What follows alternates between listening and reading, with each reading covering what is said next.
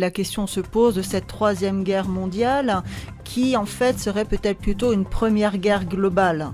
C'est-à-dire que dans le cas de la première guerre mondiale ou de la deuxième guerre mondiale, nous étions dans une configuration d'une guerre entre des États.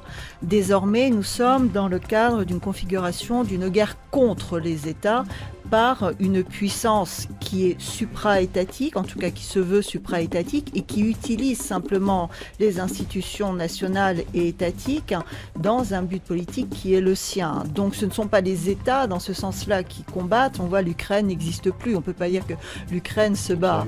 En revanche, ces guerres sont conduites contre des États. La Russie qui veut être un État, l'Iran qui veut être un État, Gaza qui veut que enfin cette résolution de l'ONU avec la Palestine soit réalisée pour que cet État palestinien puisse exister parallèlement à l'État israélien.